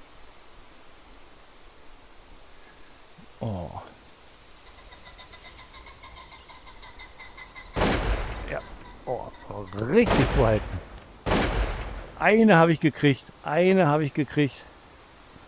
Ein Schuss noch. Habe ich ja insgesamt. Oh nee, das ist schnell. Ein Schuss. Ein Schuss, ein Treffer jetzt. Komm her. Letzter.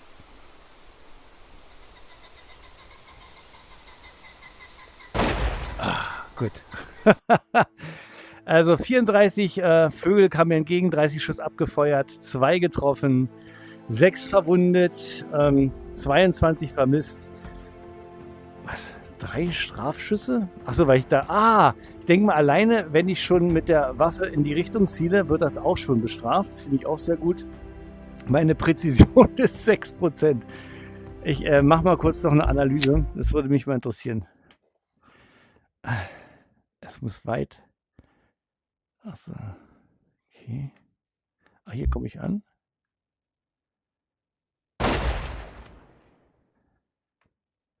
Ja, weit zuvor. Das ist so drüber. Ja, also wirklich, das ist richtig schwer. Ich brauche jetzt noch mal ein bisschen ein Erfolgserlebnis. Enten. Enten machen wir noch mal. Und dann machen wir Sportschießen. So, dann nehmen wir hier wieder die hier. Ja, hier kenne ich mich noch aus. 30 Schuss. Dann wollen wir mal.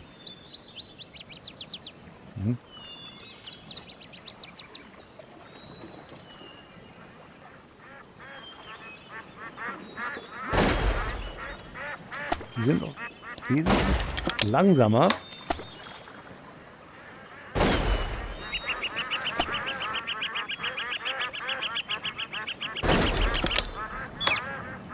Als Taube und Fasan.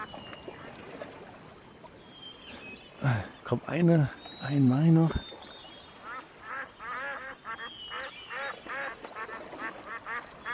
Na, wo quakelt ihr denn? Da kommt noch so ein... So, perfekt. Ich denke mal, das war's. Also mit einem Gewehrschaft geht das noch mal einen Zacken besser. Jetzt gehen wir hier mal raus und dann gucken wir noch mal schnell. Die haben wir alle durch. Das haben wir durch. Das haben wir soweit durch. Dann haben wir noch ein Simpro Hand. Ach genau. Hier kann man sozusagen die Jägerprüfung, was das Schießen angeht, wahrscheinlich trainieren. Mal gucken, was kommt. Okay, also haben wir hier Schweden. Wir gehen mal auf Deutschland. Mal gucken, was die alles machen müssen. Also praktizieren, Prüfung machen. Aha, Tontaube, Hase, Schwein, ein Reh auf 50 und ein Reh auf 100. Wollen wir mal gleich ein Examen machen? Na klar. Beug mal das Jägerexamen. Mal 10. 10 Mal treffen. Okay. Ach, jetzt kann ich hier den Ton anschalten. Mal gucken. Wenn ich jetzt was sage. Ab!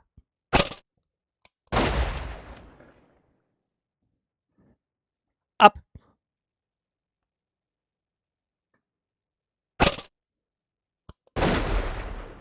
Wie viel? 10 Stück muss ich treffen.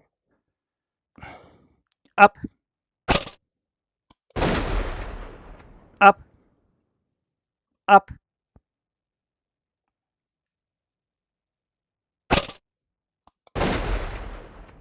Kommt immer nur gerade. Okay. Ab.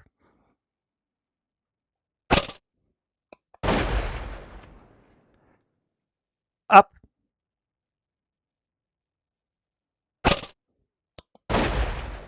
Ui. Versagt. Versagt. Ab. Wie viel noch? Ab.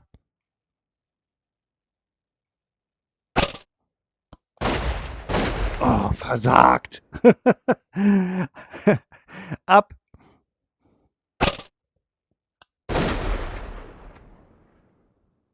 Ab.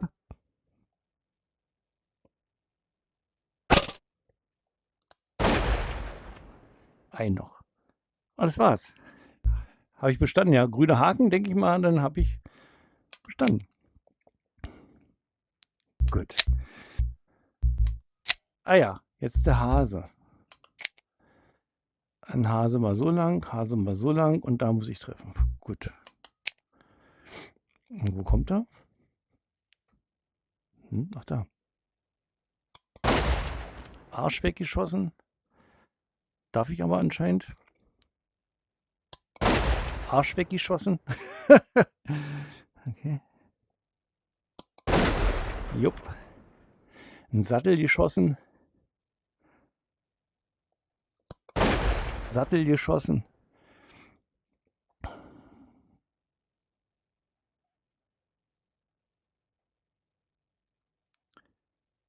Was ist? Achso, ab. Arsch. Ab. Arsch. Nee, Sattel. Ab.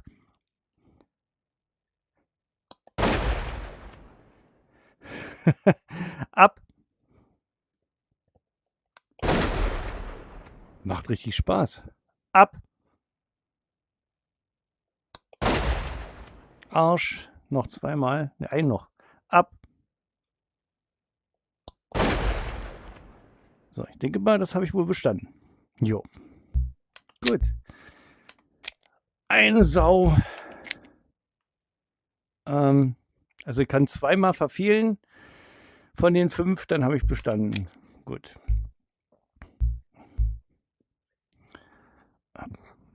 Ab.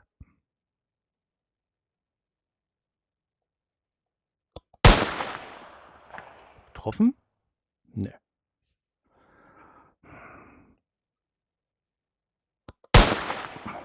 Man sieht auch nicht, wo man...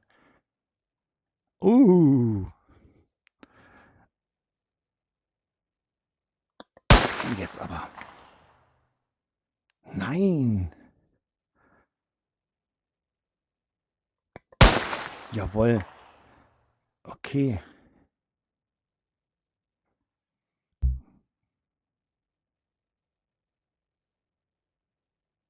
Ab.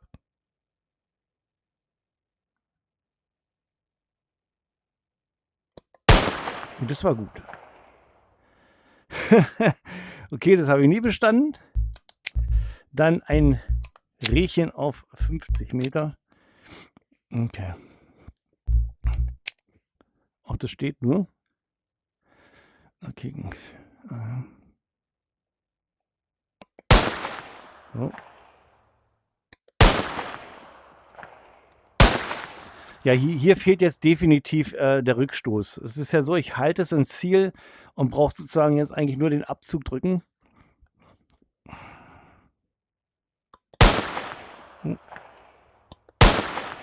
So, okay. Siehst du, einmal auf die Kacke gehauen mit dem Spruch und gleich verfehlt. Aber dennoch bestanden.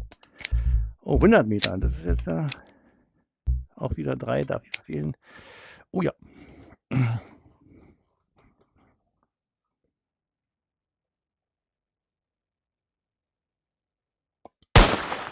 Gut.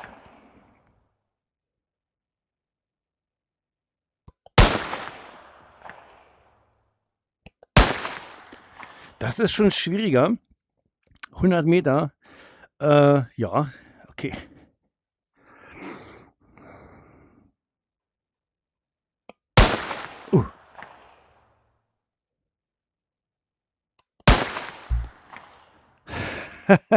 Hätte ich mal nicht gequatscht, aber es ist wirklich schwer. Da hätte ich mir mal den roten Punkt ein bisschen kleiner einstellen müssen, weil wenn ich mit dem Gewehr ziele, habt ihr gesehen, eine ganze Zielscheibe oder beziehungsweise das ganze Tier ist abgedeckt mit dem roten Punkt. So, dann gibt es dann hier noch verschiedene. Frankreich, okay, Schweine, Tontauben. Ja, ja, hier kommt man auf den Elch. Ja, okay, dann haben wir das soweit durch. Dann gehen wir hier auch nochmal zurück. Also die Jägersimulation bietet hier eine ganze Menge Abwechslung. Gehen wir mal auf Simpro Handring. Das wird wahrscheinlich genauso sein. Da kann ich mir jetzt selber was aufstellen. Genau. Auch hier wieder auf Entfernungen. 80 Meter. Ach hier. Geschwindigkeiten kann ich mir einstellen. 80 Meter Distanz. Machen wir mal auf 15 auch was. Und nachts schießen. Das ist. Ja, okay.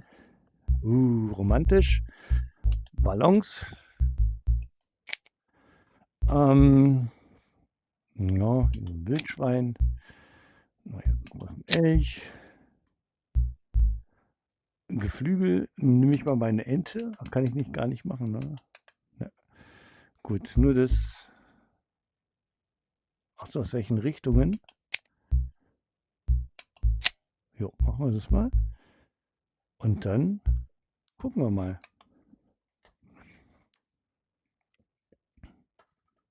Wird wahrscheinlich auch wieder so ein Endlos-Game sein. Ich sehe hier gerade. Ach da, da kommt. Ach, ein Elch. Okay.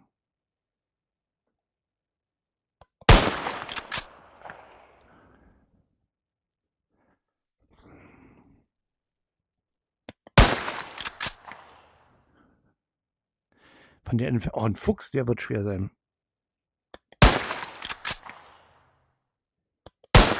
Oh, den habe ich verwundet, oder? Kann man hier gucken? Nee. Oh, der kommt. Achso, mal gucken. Ich wollte mal gerade gucken, was die Sau macht, wenn ich sie nicht.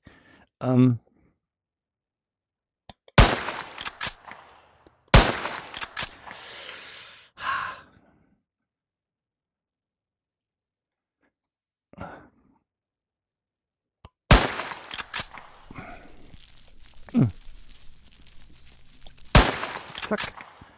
Aber wie die auch so fallen, ja. Elch.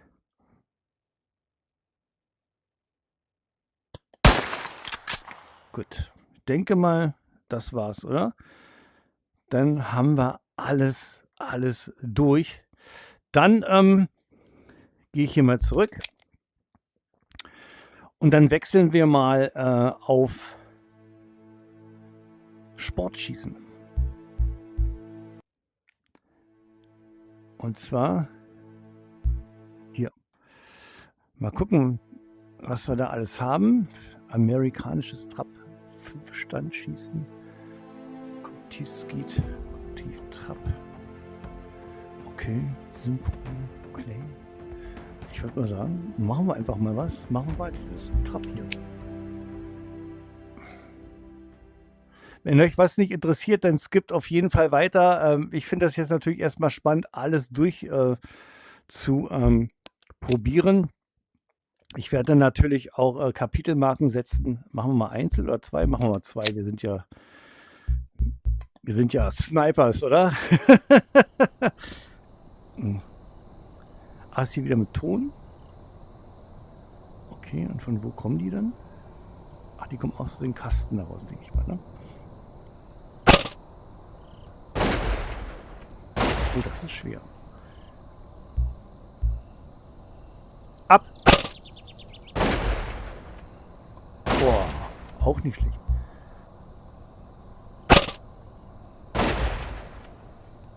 Ich lasse mir zu viel Zeit.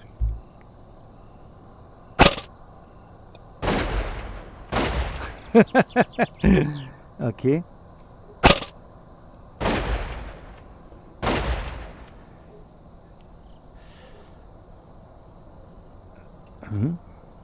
Ach so, in verschiedene, ich habe also verschiedene Punkte, gehe ich hier durch.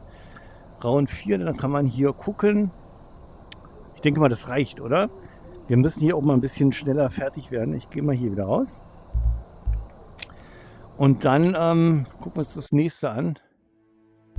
5 Stand. Mal sehen, was das ist.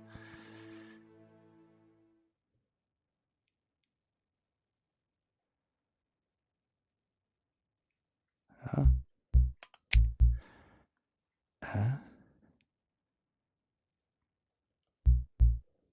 Also wahrscheinlich der Schwierigkeitslevel. Machen wir mal einzeln. Was ist das? Okay, scheinbar. Ich mache mal erstmal das Leichte. Okay. Von wo kommt hier was? Ach, hier, da. Da ist eine Abwurf. Mal probieren wir es mal aus. Mhm.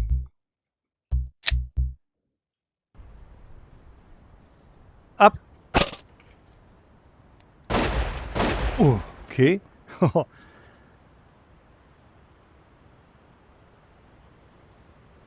Jetzt ist hier wieder was anderes. Ach, hier.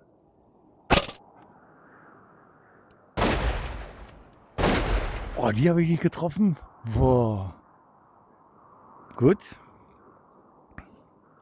Ein Hüpferhase. Von wo kommt der? Ach, der kommt von da. Boah, sehr schnell. Oh, den habe ich ja getroffen. Okay. Wieder so ein Ding, was hochgeht wahrscheinlich.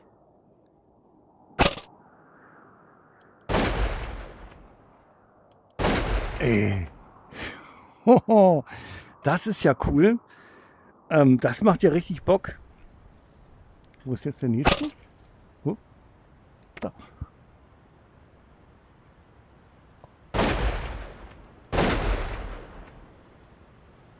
Richtig aufpassen. Ein Hoppelhase. Von wo kommt der? Von wo kommt der Hoppelhase? Hä? Was ist der denn? Hä? Ach, da hinten. Auch nicht schlecht. Okay. Verkackt. Wo ist der jetzt? Oh, ich muss mir aufpassen. Jetzt.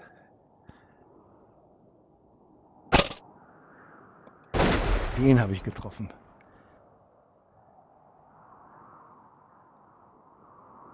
Da von da, okay.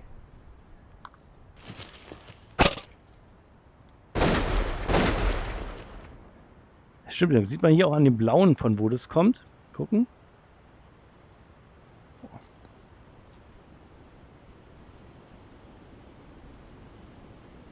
Ab.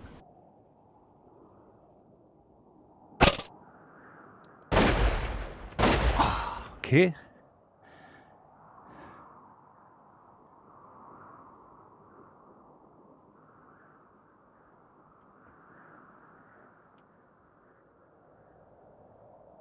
Ab.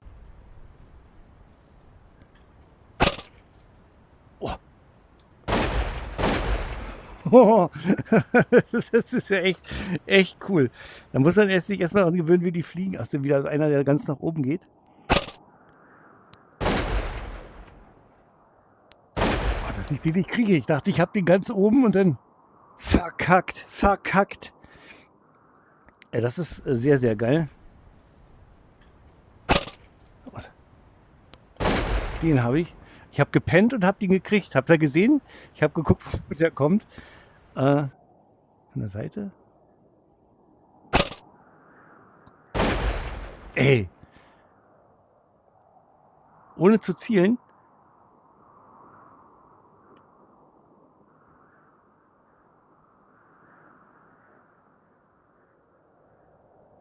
Ab.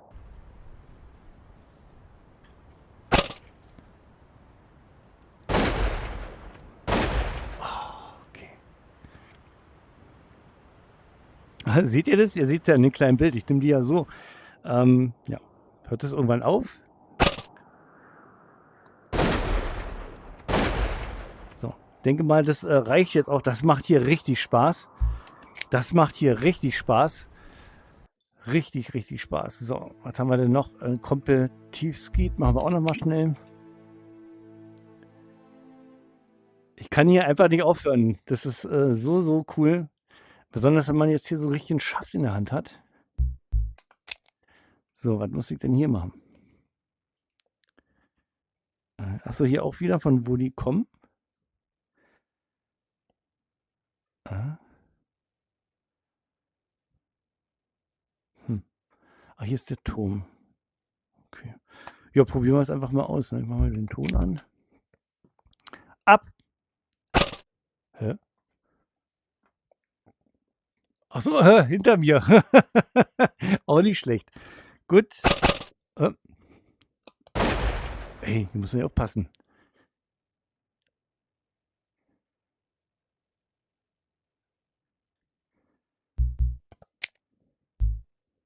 Okay.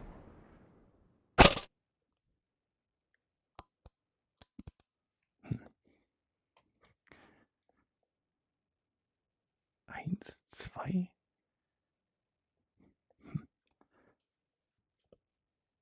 Ab!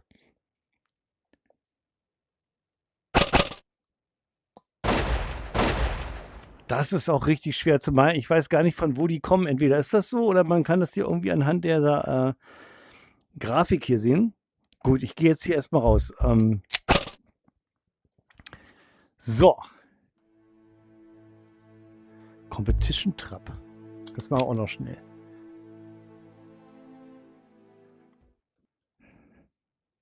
Mhm.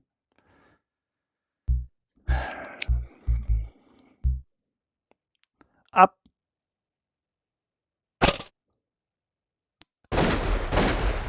Okay. Ab! Ab!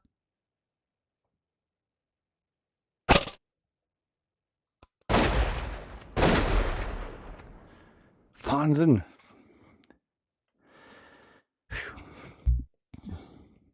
Ab!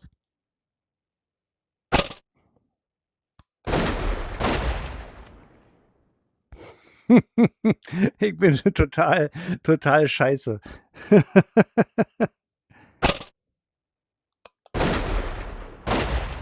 Okay. Dann haben wir das durch. So, jetzt überlege ich gerade, haben wir das hier gemacht? Da bin ich mir gar nicht sicher.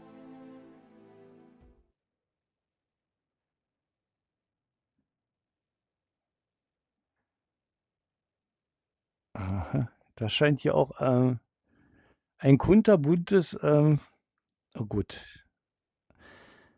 Okay. Okay, das sieht auch sehr kompliziert aus, wenn man nicht weiß, um was es geht. Machen wir einfach mal starten, mal sehen, was passiert. Also 1 wird er jetzt von hier starten. Wow. Wo ist 2? 2 ist hier. Hä, wo ist er denn? Ah, nee, doch nicht. Okay. Was ist an der Grafik? Gut, das kommt also nur mal von da und da. Ui, den habe ich getroffen. Yeah! Hurra! Auch getroffen. Ich denke mal, ich höre jetzt auf. Ja, ich bin gut, ich höre auf. Sehr cool. So, und dann haben wir jetzt hier alles durch. Ich würde mal sagen, was mich ja nochmal interessieren würde, ob ich mit dem AR-15 schießen kann. Auf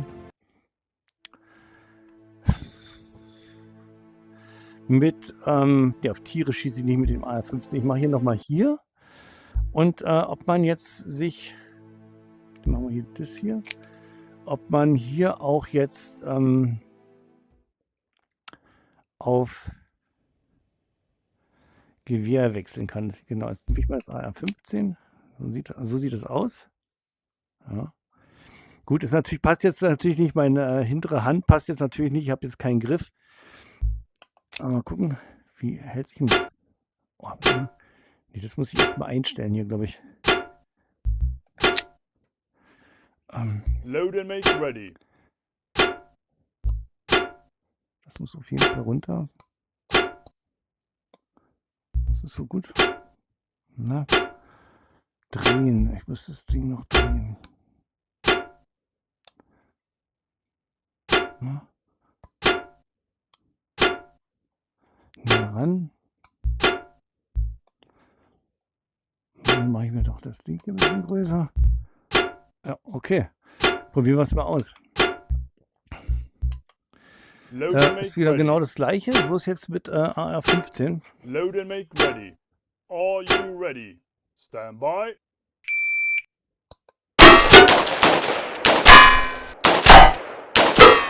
If you're finished, unload and show clear. Auch sehr cool. Das ist sogar noch ein bisschen schmackiger. Was war das? Das war, ja, ich glaube, ich kann mich dran erinnern. Load and make ready. Are you ready? Stand by.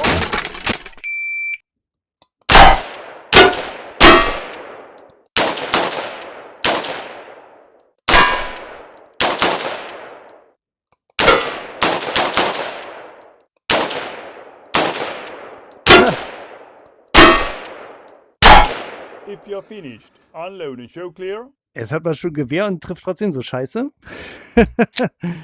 Gut, aber das war, warte mal, das war ein bisschen 4. 1. Ah ja, doch, ich kann mich dran erinnern. Gut. Load and make ready.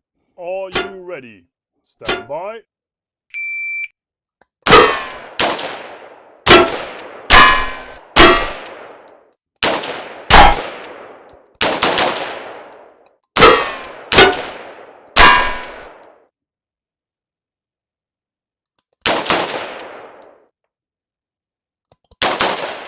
Ey.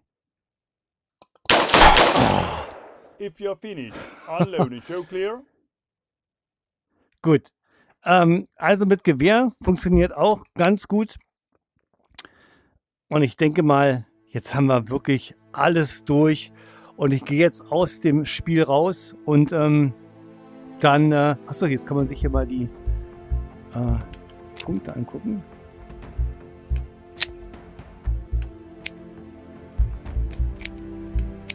Anscheinend nicht.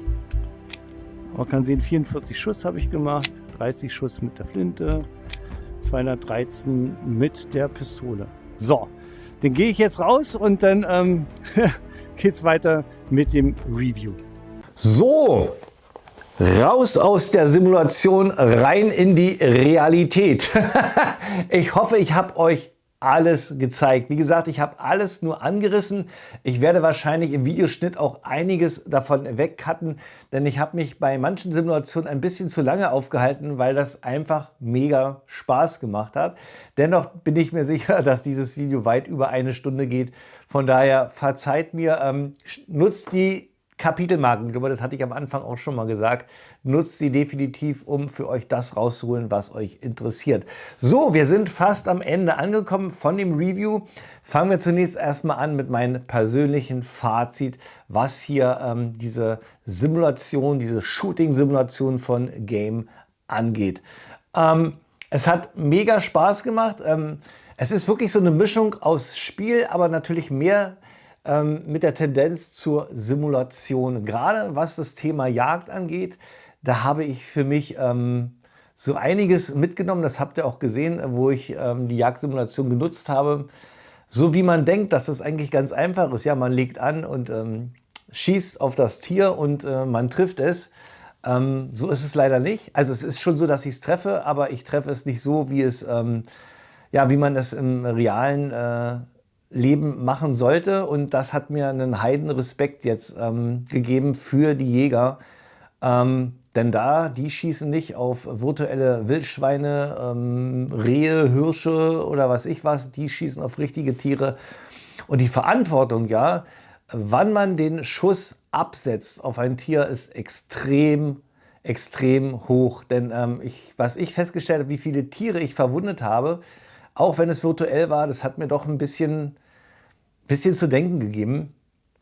Ja, von daher sehe ich dieses Kit hier, dieses Simulationskit definitiv als wichtiges Werkzeug für den Jäger. Wir haben hier kein Rückstoß, ja, auch wenn ich den Abzug verreiße, das sieht man alles nicht, das spürt man alles nicht, aber man kann diese Simulation perfekt dafür nutzen, den Vorhaltepunkt zu finden, um auch die Tiere akkurat zu treffen. Denn ich habe festgestellt, es ist wirklich irre schwierig. Die Tiere laufen in verschiedenen Geschwindigkeiten, sind verschieden groß, kommen von links nach rechts, von oben nach unten. Und gerade was, der Fasan und die Tauben, der Wahnsinn, die sind für mich gefühlt in Überschall über mich rübergeflogen. Ich konnte gar nicht so viel vorhalten, um die zu treffen. Und ich denke mal, daher für die Jäger ist das eine absolute perfekte Simulation. Wenn man sich auch mal die Pakete anguckt und dann kommen wir erstmal auch schon zu den Preisen. Die sind auch mehr fixiert auf den Jäger. Ich glaube, ich habe mir mal das aufgeschrieben. Wir haben allein 14 Simulationen nur für die Jagd. Ja. Da sind alle Bereiche, glaube ich, abgedeckt. Ich bin, wie gesagt, kein Jäger, aber ich könnte mir vorstellen, dass da wirklich alles abgedeckt ist, sodass man da jede Situation auch üben kann. Dann haben wir 4x EPSC-Simulationen für die Pistole. Da ist, glaube ich, auch fast für jeden etwas dabei. Das macht auch verdammt Spaß. Man ist extrem, ich bin so dabei gewesen, die Ziele zu treffen und so schnell es geht. Und man merkt, man muss sich konzentrieren, man darf nicht zu hektisch sein. Und das erinnert mich an meine Zeit. Ich habe damals, muss ich mich outen, in den 90ern mit EPSC angefangen. Da war das noch ziemlich neu in Deutschland, habe die Prüfung gemacht, habe auch einige Wettkämpfe gemacht.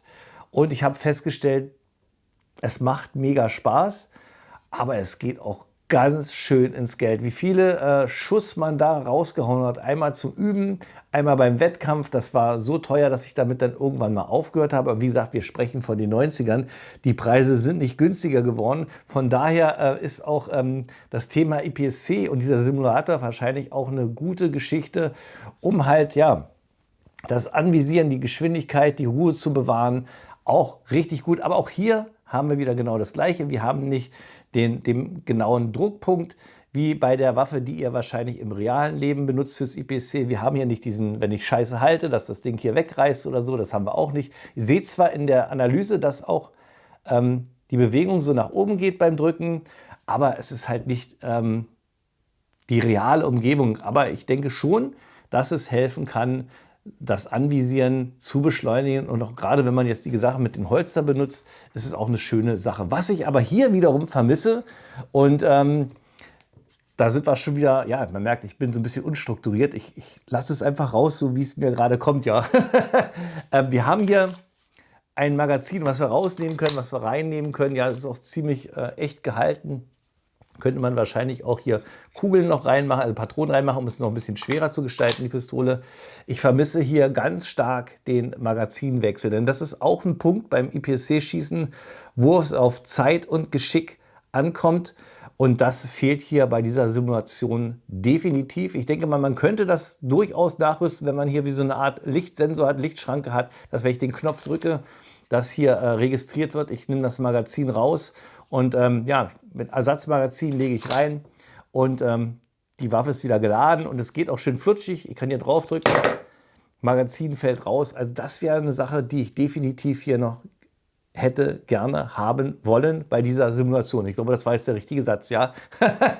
Gut, dann haben wir noch das nächste Szenario, das ist das Tontaubenschießen. Und das hat auch ordentlich Spaß gemacht. Da haben wir insgesamt, gucke ich mal, 5 Simulationen. Und da ist auch alles dabei, von Trap, Skeet, Wettkämpfe, amerikanisch, nationale Wettkämpfe. Da ist wirklich eine Menge dabei. Und ich habe auch für mich festgestellt, ich war da auch total überfordert. Da muss man sich mit dem Spiel bzw. mit der Simulation auch noch ein bisschen näher miteinander auseinandersetzen. Denn die Tauben sind mal von da gekommen, mal von hier und ich wusste gar nicht, wie mir geschieht. Ja, ich denke mal, wenn man ein bisschen übt und sich mit diesen Simulationen mehr beschäftigt, dann ist das kein Problem. Oder für diejenigen, die wirklich auch sportlich Trap oder Skeet schießen, die wissen ganz genau, was da gerade passiert. Aber ich war da, muss ich ehrlich sagen, etwas überfordert. Ich habe damals mal Trap geschossen, das war aber nur an einem Tag und das hat mega Spaß gemacht. Das ist wirklich schon eine ganze Weile her, ja. Das war auch in den 90ern, da habe ich meine Frau kennengelernt. Die hat mich Trap geschossen. Aber das ist eine andere Geschichte. Ich schweife schon wieder ab. So, eigentlich sollte das jetzt ein persönliches Fazit werden. Ich glaube, ich habe alles zusammen. Ach so, bei den Preisen, genau. Das muss ich auch nochmal sagen. Also diese ganze Game-Simulation als Komplettpaket ist richtig teuer. Das gesamte Softwarepaket kostet 420 Euro. Das beinhaltet, glaube ich, dann 23 Simulationen. Dann gibt es eine sogenannte Game Range. Die ist hier für den Pistolenschützen und den AR-15-Schützen gedacht. Oder Selbstladegewehrschützen. Die kostet 149 Euro, ist aber ein Einjahresabo. Das heißt, ihr könnt dann ein Jahr damit arbeiten und dann müsst ihr wieder verlängern. Das ist natürlich eine Ansage, die muss man sich definitiv überlegen, wenn man wirklich ernsthaft damit IPSC trainieren möchte. Ist es eine schöne Sache. Ihr könnt euch die Stages da aufbauen. Und so, wie sie denn auch im Wettkampf sind und dann auch im Multiplayer miteinander üben, das ist eine schöne Sache, aber man muss sich echt überlegen, ob man das haben möchte. Zumal es auch spannend ist, das müsste ich vielleicht im Nachhinein noch mal klären, die Stages, die ich mir mit den Bildern zusammengebaut habe, ob die weiterhin erhalten bleiben, wenn das Abo abgelaufen ist. Das werde ich nachher noch mal für euch nachfragen, das packe ich euch dann unten auch noch mal so als Kommentar hier unten ins Video. Das kläre ich auf jeden Fall nochmal ab. Ja, ansonsten Hardware auch richtig teuer. Das Gewehr hier kostet 530 Euro. Wenn er den mit verstellbarem Stock haben will, kostet es 650. Ein Kunststoff AR-15 kostet 750 Euro. Die Pistole kostet hier 330 Euro. Oder wenn ihr das Kit für eure Real Steel Glock nutzen wollt, die kostet, glaube ich, 480 Euro. Also eine ganze Menge Kohle. Ich denke mal, für den Jäger würde sich dieser Schaft wahrscheinlich lohnen, weil der ist wirklich richtig hochwertig gebaut. Bei den Kunststoffsachen, ich weiß nicht so, da muss jeder wissen, ob er es braucht. Zumal, und das kommen wir zu dem ersten Negativpunkt, ich kann diese Hardware nur für die Game-Simulation nutzen. Ich kann jetzt also nicht diese Pistole nehmen und dieses VR-Gun-Club damit nutzen. Das geht leider nicht. Also die sämtliche Hardware, die ich euch gezeigt habe, ist wirklich nur für die Game-Simulation. Das ist auch nochmal ein Punkt, den ich euch auf jeden Fall mitgeben möchte. So, ich glaube, jetzt habe ich das persönliche Fazit zusammen. Kommen wir zu meiner Kaufempfehlung. Für den Jäger würde ich definitiv einen Daumen hoch geben. Damit hat er wirklich was in der Hand, wo er schön üben kann. Denn ich hatte ja schon gesagt, da muss wirklich jeder Schuss perfekt sitzen. Und ich denke mal, mit dieser Simulation kann man da gut trainieren. Man spart Munition und ich denke mal, man spart auch ein bisschen Leid an dem Tier, was man ja falsch getroffen hat. Für den Sportschützen gebe ich auch einen Daumen hoch. Wenn dieser Game Range, wenn das noch inklusive wäre, also kein 12-Monats-Abo, denke ich mal, dann ist da auch alles drin, was man brauchen kann. Trap und Skeet auch Daumen hoch, macht auch mega Spaß, aber ihr müsst halt den Preis dafür berücksichtigen. Ihr könnt euch alles einzeln kaufen, dann wird es natürlich im Gesamteffekt ein bisschen teurer. Ich glaube, die Preise der Software ist zwischen 29 Euro und 49 Euro, je nachdem, was ihr euch da aussucht. Wenn ihr euch alles einzeln kauft, kommt auf definitiv teurer als die 420 Euro für das Komplettpaket. Das sollte man auch wieder berücksichtigen. Also eine schwierige Entscheidungsgeschichte. Von daher empfehle ich euch definitiv nutzt erstmal die Freeware mit der Wildschweinjagd und mit der Entenjagd. Von mir ist auch erstmal nur mit den Controllern ohne Hardware, damit ihr erstmal ein Gefühl dafür kriegt, was euch da erwartet. Das ist definitiv nur ein winziger Einblick in das, was Game bietet. Das habt ihr ja in dem Review gesehen.